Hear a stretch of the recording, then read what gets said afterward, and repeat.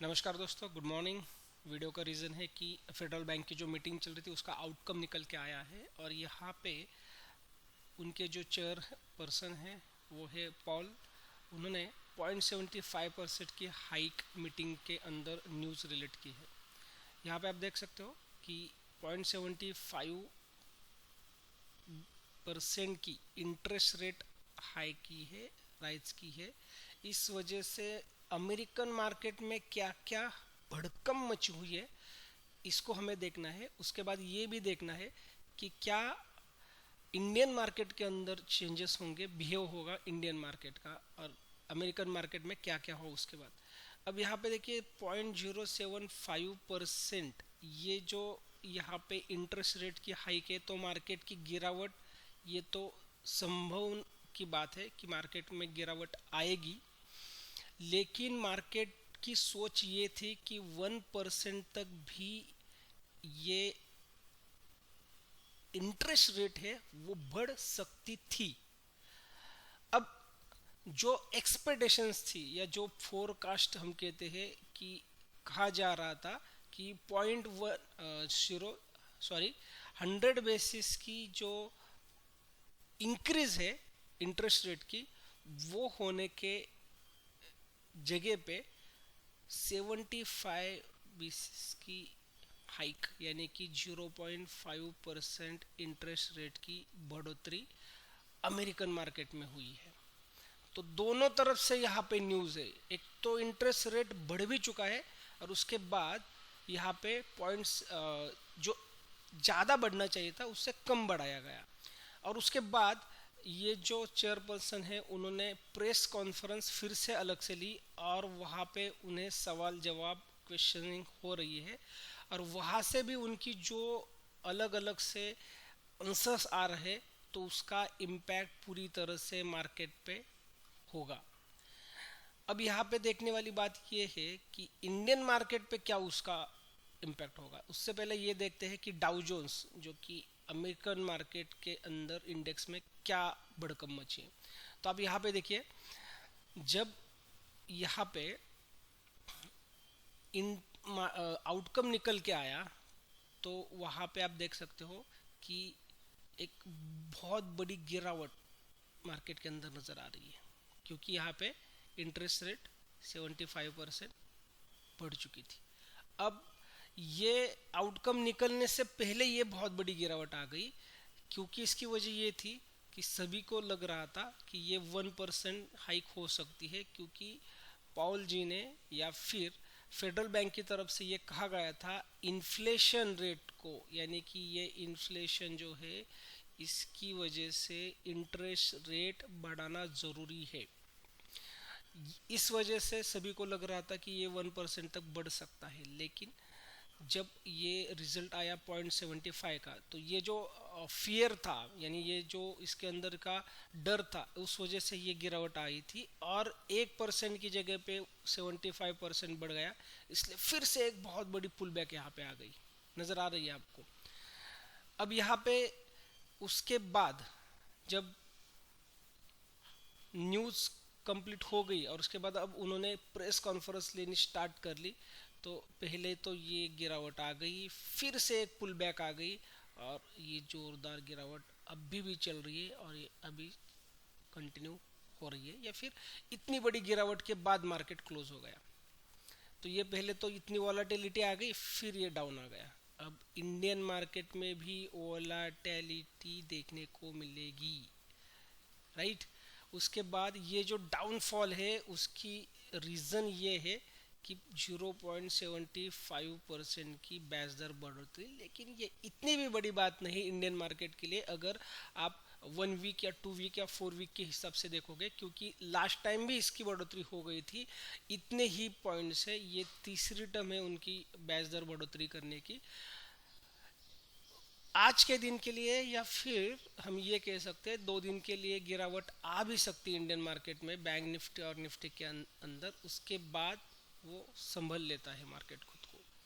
यहाँ पे ये बात इम्पोर्टेंट नज़र आती है कि उनसे जो सवाल पूछा गया जब उन्होंने फेडरल बैंक की मीट के बाद जो रिजल्ट्स रखे हैं सॉरी जो मीटिंग रखी है, प्रेस कॉन्फ्रेंस रखी है, तो उस प्रेस कॉन्फ्रेंस में उन्हें पूछा गया था कि क्या आने वाले दिनों में भी इंटरेस्ट रेट बढ़ सकते हैं। तो उन्होंने कहा था इन्फ्लेशन की वजह से इंटरेस्ट रेट और भी बढ़ाने की ज़रूरत हो सकती है।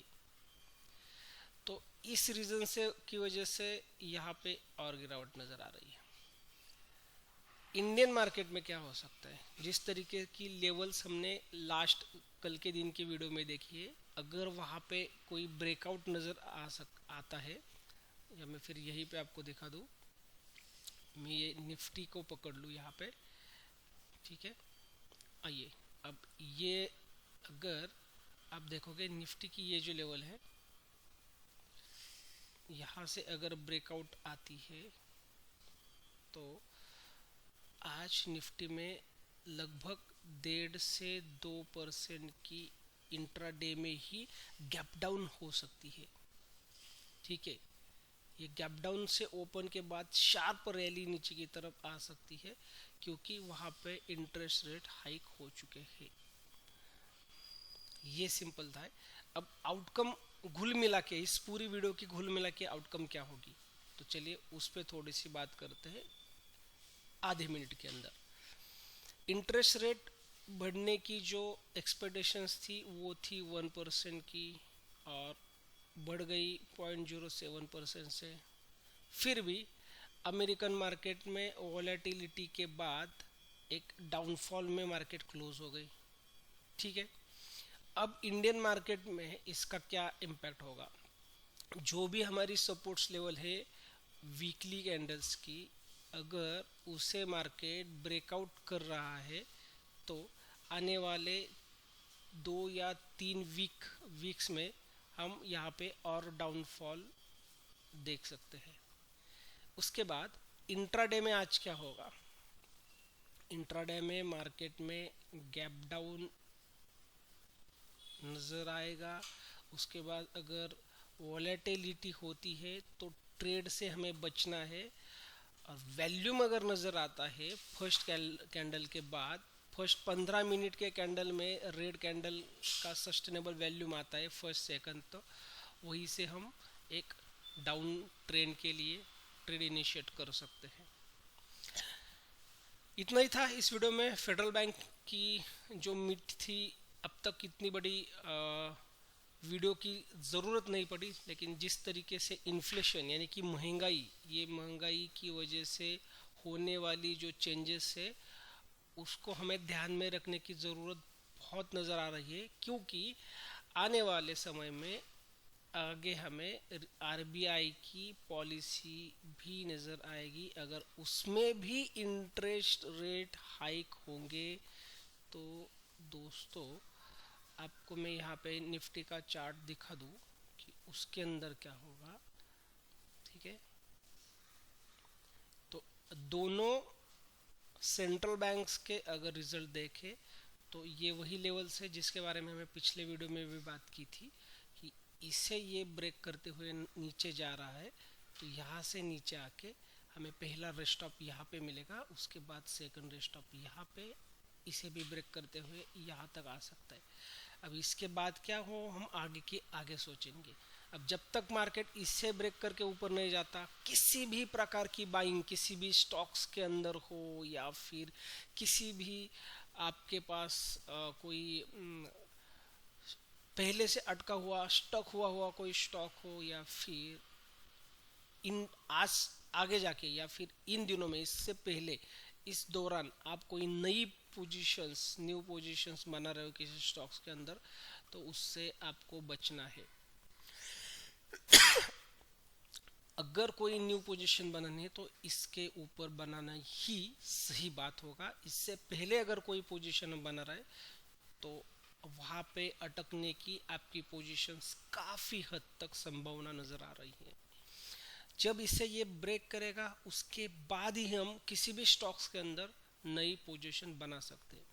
अब यहाँ पे निकल के आती है एक अच्छी सी ऑप्शन की ट्रेड मॉर्निंग में या फिर वीकली होल्डिंग में। आप अगर वीकली होल्डिंग में ट्रेड कर रहे हो तो वीकली होल्डिंग के अंदर यहाँ पे जब भी मार्केट क्रॉस करके नीचे आ रही है तो हम यहाँ पे एक हेजिंग का भी ट्रेड बना सकते हैं, और वीकली होल्डिंग की जो हमारी स्ट्रेटेजी है वीकली होल्डिंग की, उस पे भी ट्रेड बना सकते हैं। 5x का टारगेट एक्सपेक्ट रहेगा हमेशा की तरह, जो हमारी रेगुलर स्ट्रैटेजी है वीकली होल्डिंग ऑप्शंस के अंदर। आप निफ्टी और बैंक निफ्टी दोनों के अंदर इस पे काम कर सकते हो, ठीक है।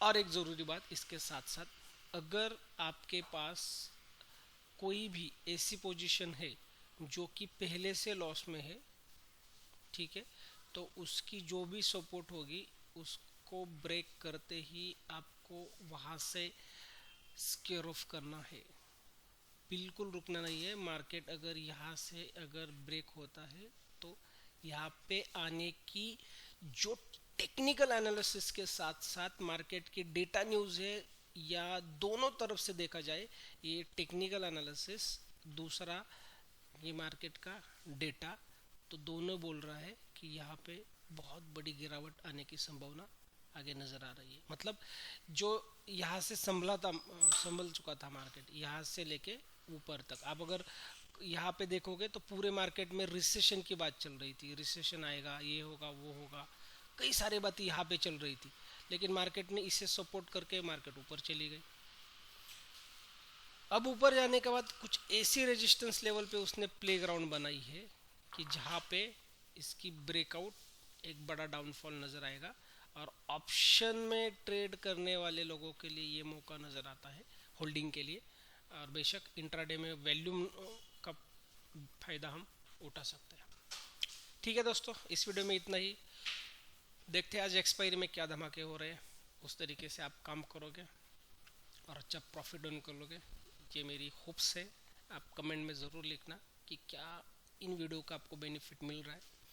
जो भी कोई दोस्त यहाँ पे वीडियो देख रहे हैं, तो आप इस वीडियो को लाइक करने के बाद जो भी आपका कोई क्वेश्चंस रिलेटेड आप कमेंट में पूछ लीजिए, आने वाले वीडियो में उसको हम रिजॉल्व करने की कोशिश ज़रूर करेंगे।